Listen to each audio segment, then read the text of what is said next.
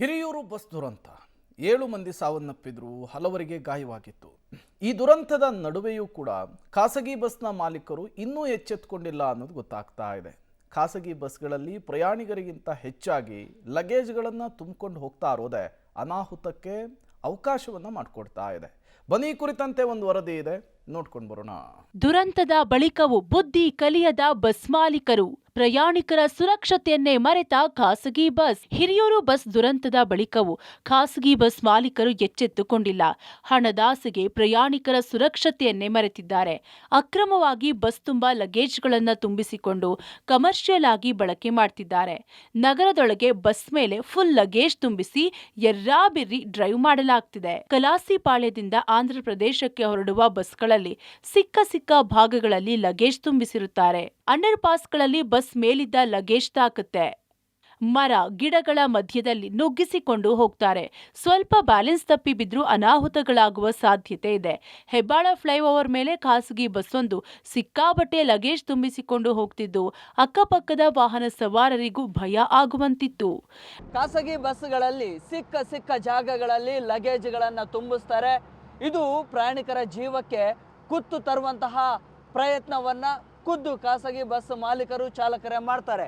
ನೋಡಿ, ಒಂದು ವೆಹಿಕಲ್ ಹೋಗ್ತಾ ಇದೆ. ನಮ್ಮ ವೆಹಿಕಲ್ನ ಮುಂಭಾಗದಲ್ಲಿ ಒಂದು ಖಾಸಗಿ ಬಸ್ ನೋಡಿ, ಮೇಲ್ಭಾಗದಲ್ಲಿ ಎಷ್ಟು ಮಟ್ಟಿಗೆ ಲಗೇಜ್ಗಳನ್ನು ತುಂಬಿಸಿದ್ದಾರೆ ಅಂತ ಹೇಳಿ. ಜೊತೆಗೆ ಆ ಗ್ಲಾಸ್ ಏನಿದೆಯಲ್ಲ ಆ ಹಿಂಬದಿ ಕೂಡ ನೋಡಿ ಲಗೇಜ್ಗಳನ್ನು ಯಾವ ಪ್ರಮಾಣದಲ್ಲಿ ತುಂಬಿಸಿಟ್ಟಿದ್ದಾರೆ ಅಂತೇಳಿ. ಈಗಾಗಲೇ ಇದು ಕಲಾಸಿಪಾಳ್ಯದಿಂದ ಹೊರಟಿರುವಂತಹ ಬಸ್ಸು ಖಂಡಲ್ಲಿ ಎಲ್ಲಿ ಸ್ಪೇಸ್ ಸಿಗುತ್ತೆ ಅಲ್ಲಿ ಈ ಒಂದು ಲಗೇಜ್ಗಳನ್ನು ತುಂಬಿಸ್ತಾರೆ.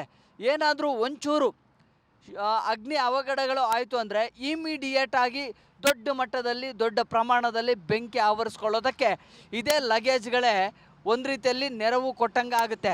ಅಷ್ಟರ ಮಟ್ಟಿಗೆ ಡೇಂಜರಸ್ ಇದು. ಒಬ್ಬ ಪ್ರಯಾಣಿಕನ ಜೊತೆ ಒಂದು ಬ್ಯಾಗ್ ಇರಬೇಕು ಅಥವಾ ಮತ್ತೊಂದು ಬ್ಯಾಗು, ಸೊ ಅಷ್ಟಕ್ಕೆ ಮಾತ್ರ ಸೀಮಿತ ಆಗಬೇಕು. ಆದರೆ ಕಮರ್ಷಿಯಲ್ಗಳನ್ನು ಕೂಡ ಇದು ಬಳಕೆ ಮಾಡಿಕೊಳ್ಳುವಂತಹ ನಿಟ್ಟಿನಲ್ಲಿ ಹೆಚ್ಚುವರಿ ಲಗೇಜ್ಗಳನ್ನು ಹಾಕ್ತಾರೆ. ನೋಡಿ, ಯಾವುದಾದ್ರೂ ಒಂದು ರಸ್ತೆಗಳಲ್ಲಿ ಕೇಬಲ್ಗಳು ಹೋಯಿತು ಅಥವಾ ಏನಾದರೂ ಅಂಡರ್ ಪಾಸ್ಗಳಲ್ಲಿ ಹೋಯಿತು ಅಂದರೂ ಕೂಡ ಅದು ಟಚ್ ಆಗುತ್ತೆ.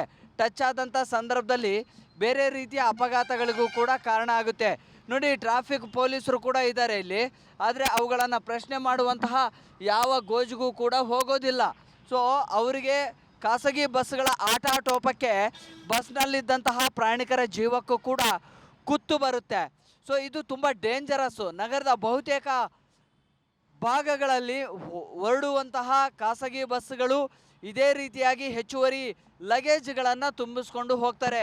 KA 51A A4278 ಈ ನೋಂದಣಿಯ ಖಾಸಗಿ ಬಸ್ ನೋಡಿ ಎಷ್ಟರ ಮಟ್ಟಿಗೆ ತುಂಬ ಡೇಂಜರಸ್ ಆಗಿ ಕಾಣಿಸ್ತಾ ಇದೆ. ಈಗ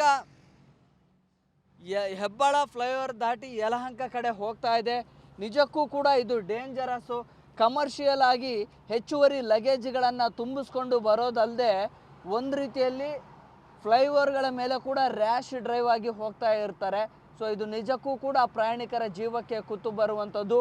ಸಂಬಂಧಪಟ್ಟಂತಹ ಸಾರಿಗೆ ಇಲಾಖೆಯ ಅಧಿಕಾರಿಗಳು ಇಂತಹ ಖಾಸಗಿ ಬಸ್ಗಳಿಗೆ ಕಡಿವಾಣ ಹಾಕುವಂತಹ ಅನಿವಾರ್ಯತೆ ಕೂಡ ಇದೆ. ಬಸ್ ಸ್ಟಾಪ್ ಮೇಲೆ ಕಮರ್ಷಿಯಲ್ ಲಗೇಜ್ನಂತಹ ವಸ್ತುಗಳನ್ನು ಸಾಗಿಸಲಾಗುತ್ತೆ.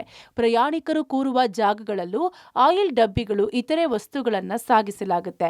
ಇದೇ ನಿರ್ಲಕ್ಷ್ಯ ಮುಂದೆ ಅನಾಹುತಗಳಿಗೆ ಕಾರಣ ಆಗಬಹುದು. ಇನ್ನು ಇದಕ್ಕೆ ಕಡಿವಾಣ ಹಾಕಬೇಕಾದ ಸಾರಿಗೆ ಇಲಾಖೆಯ ಅಧಿಕಾರಿಗಳು ಸೈಲೆಂಟ್ ಆಗಿರೋದು ನಿಜಕ್ಕೂ ವಿಪರ್ಯಾಸ. Prakash D Rampur, public TV, Bengaluru.